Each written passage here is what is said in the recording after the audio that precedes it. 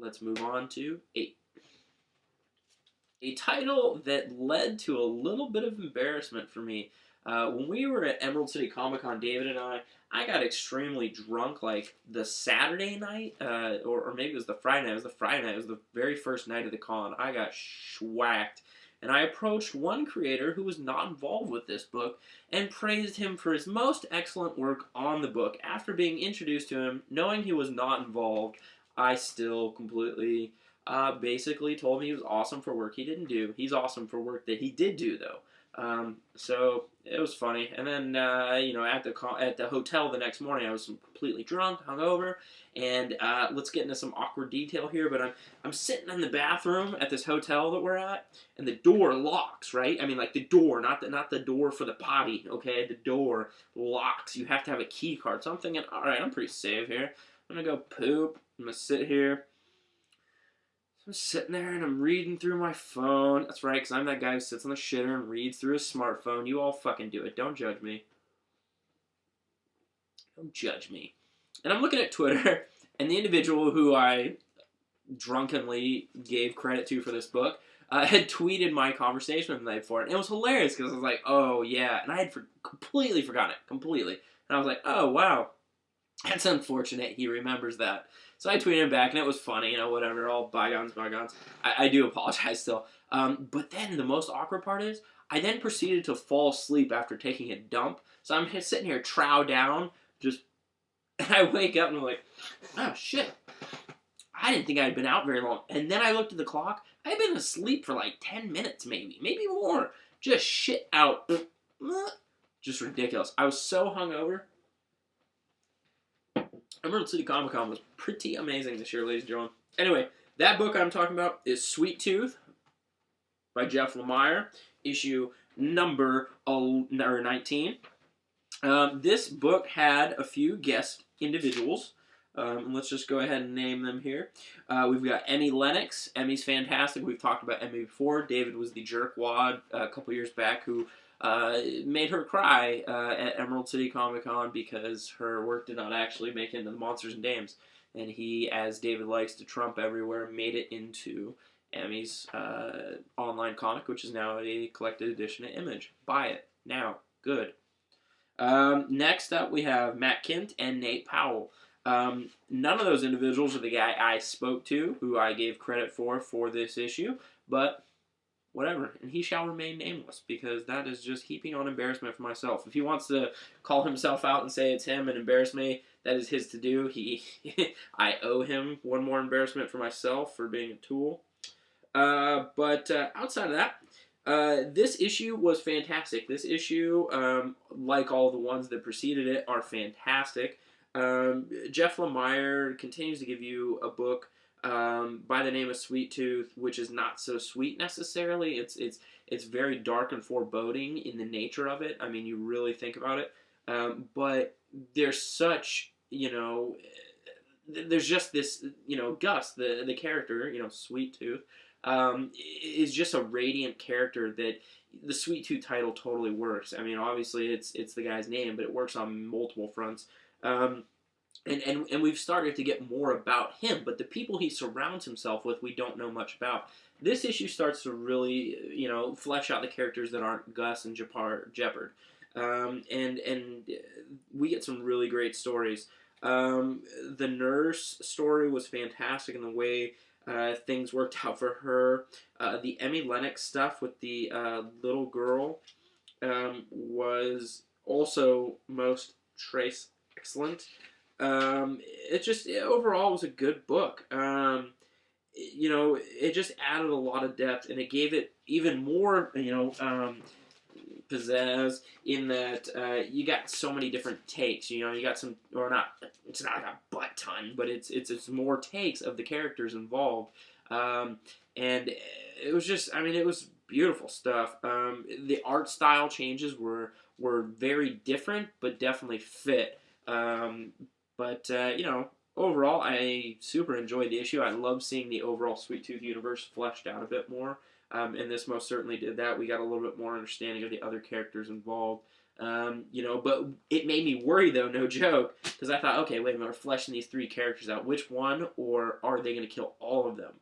Somebody's going down because you are making us feel for these characters, which means you're looking for an emotional twist turn. So now I'm all up on the defensive. So I guess what I'm trying to say is, well done, Jeff Lemire. Well done. You have me both emotionally invested and on my tippy toes awaiting calamity.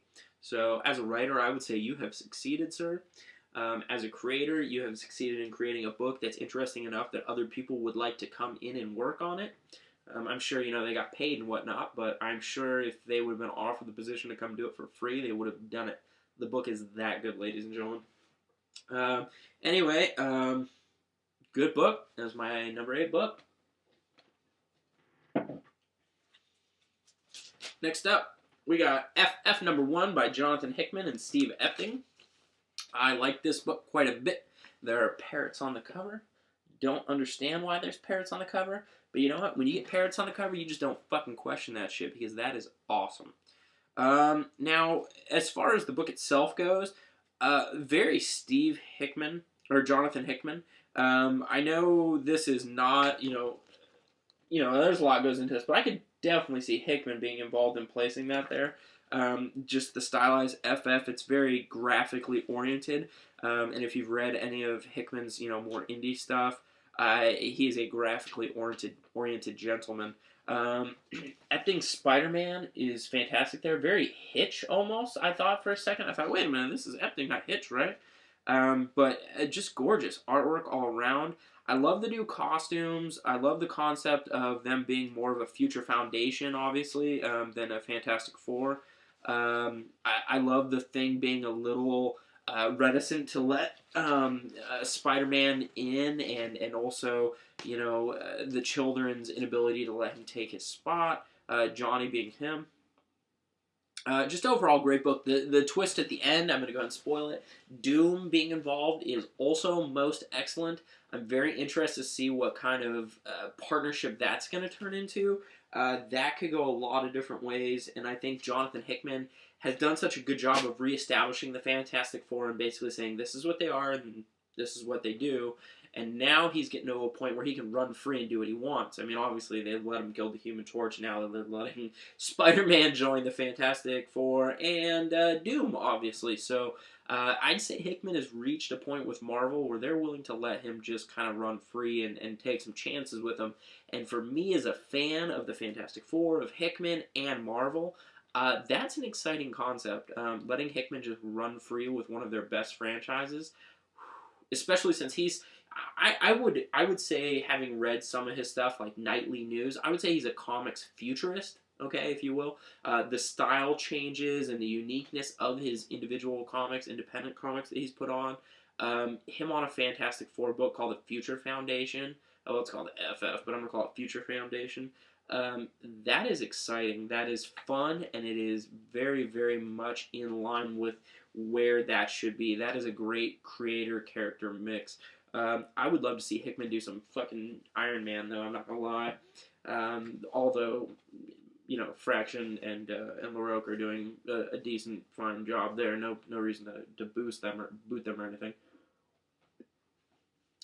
But some Hickman would be fun. Anyway, though, I love the art in this issue.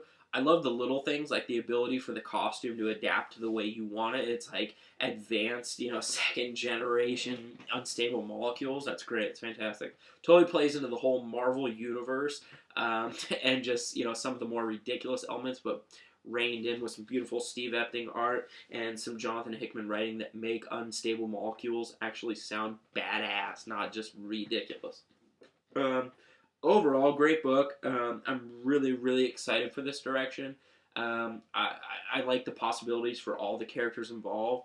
And, whatever, the Fantastic Four at this point anymore, isn't it pretty standard for there to be a shakeup? People are like, oh my god, you can't just put Spider-Man on there. Why not? They put, the Black Panther and Storm on there when they changed the Fantastic Four to the Blacktastic Four, and that was pretty badass. The Blacktastic Four was fantastic. I would have continued to buy a Blacktastic 4 book. While I know that Blacktastic 4 was not the actual name, and I'm sure some of you are like, oh, that's slightly racist. Whatever, fuck off. They actually made the costumes more black, and they added 2 black members. And it was called the Blacktastic 4 as far as I'm concerned. And it was good. So, hate on me, laugh, whatever you want to do. Blacktastic 4. Good stuff. So, for me, Spider-Man joining, not as far-fetched as, whatever. Alright. We're moving in. We're getting into the big ones. We're getting them. Okay. Next up, we got Superboy number 5, which is funny because I think it's... Oh, wait. Nope. It's number 6. We've got Superboy number 5, Jeff Lemire, Pierre Gallo. Great book. You've got the first ever Superboy Kid Flash race. Overall, I just, Pierre Gallo, I think, does a fantastic job on this book. Obviously, Jeff Lemire, who 2 of the top 11, Jeff Lemire, just want to point that out. Same with Captain America, Brubaker. Brubaker's 2 for 11. Start keeping track of that, huh? Anyway, does that tell you, I guess, who some of my favorites are? Myron Brubaker rocking 2 for 2. We'll see if anything else like that continues. Anyway, just, Pierre Gallo again. Look at that. The puzzle work. This is one of those issues where I kind of would like to see the script. And when I say kind of like to, I mean I really want to see the script. I'd like to see, if Jeff Lemire is like, hey man, I want like a puzzle page, missing a piece, and this is how it goes. Or if like he's like, all right, lay this out. Pierre Gallo just runs with it. And then you have the piece there. It's so fucking dope. This is a comic that works so well. Look at that. Okay, see? Missing spot. Turn the page, and exactly where that spot should be is Krypto and Superboy. Awesome. Just the way this comic flows is so good. And then you have the race itself, which, obviously you're getting from the cover. That's good and well, but it's the little moments during the race, the Luthor girl just being like, fuck you, Superboy, I hate you. Basically creating a Lex Luthor for Superboy. His own, Lutherette, who's fucking badass. I dig her. And you got a chick sitting out smoking a cigarette. How often do you see characters smoking cigarettes in mainstream comics anymore, especially like teenage characters? Dude, this book is edgy as far as things go sometimes. This book also has thought bubbles and all kinds of awesome stuff like that. That's fantastic. There's just a lot in here that I could really just basically open up and say, fantastic, fantastic. I also love the little things like they're running. And it's like, oh shit, the motherfucking Phantom Stranger. What? The Phantom Stranger? Oh, he's gone. And the Phantom Stranger is obviously a reoccurring thing here in Superboy, so I'm real interested to see where that's going. But Krypto winning the race was a complete, that's the one part I didn't like. I was just like, what? But then after I got to a point where I had, sat back for a while, I thought, that's cool, though, because you can leave it open. You can have another race, and the next time you can see who'd win. But as long as there's, a clever way of getting out of who the winner is every time. But overall, Pierre Gallo's art was amazing. There's a lot of great moments here. Lori Luthor, his stuff with her was fantastic. The way it bookended, you've got her here. That's the first page. And then you go to the back page. Oops. That's Batwoman. She's never coming out. And then you have the back page. So, just that kind of stuff even, the way it bookends itself. Lemire thought that out so well that he knows we're going to start... Excuse me. Start here, end here. Basic same sort of positions. It's just... God damn, it's such a good book. I don't know. And it's crazy because I don't feel like there's enough out there. I don't hear much about this book, and that is highly unfortunate. I hear more about this Batwoman book that is never going to come out ever, ever, ever than this really good Superboy comic written by Jeff Lemire, one of the best comic book writers in the business right now. And, I think given it a few more years, this guy's going to be really dominating some shit. He's able to handle... Oh, and let's not forget Sorry, I almost forgot, but we cannot forget this.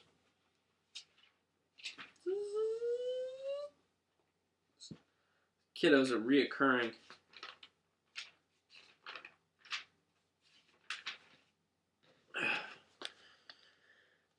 Love this kid, right? Right there, see him? Cape, little domino mask. It's just like Essex County, so good. And so it's like a little throwback to Essex County, I think. Just good stuff.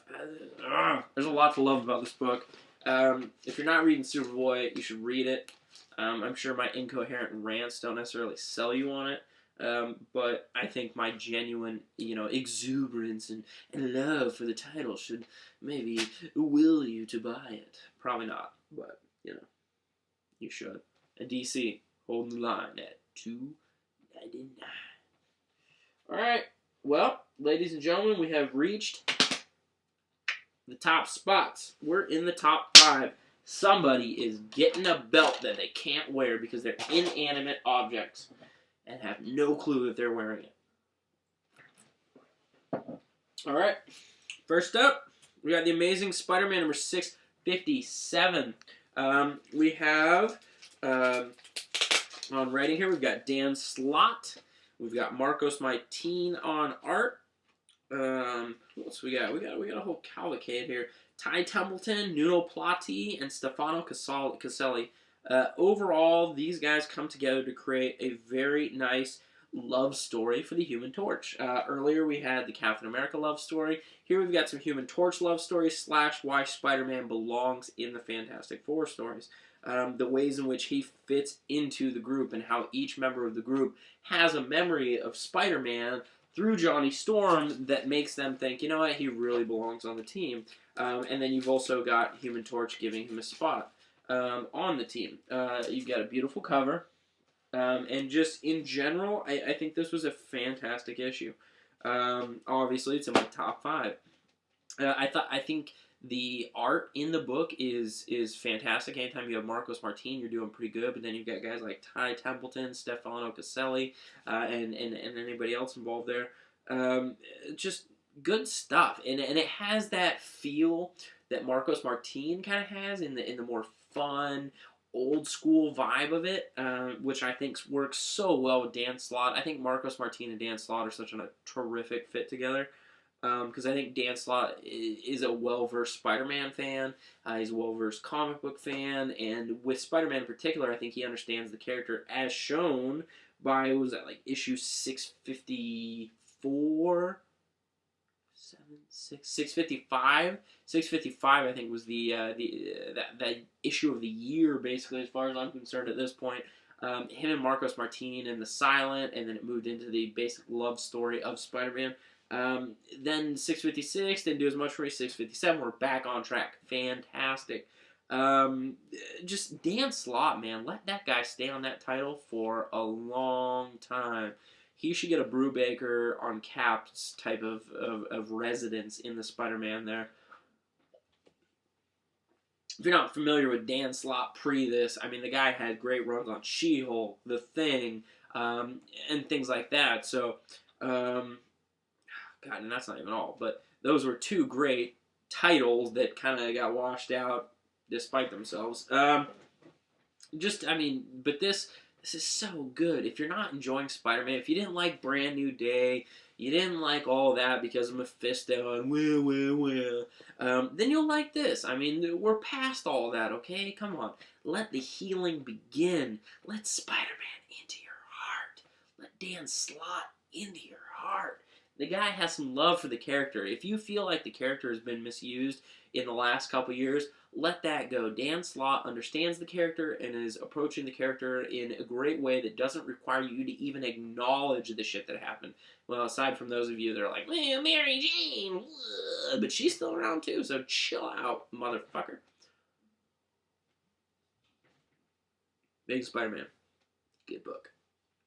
Dan Slott, awesome Spider-Man writer. You guys should stick around for quite a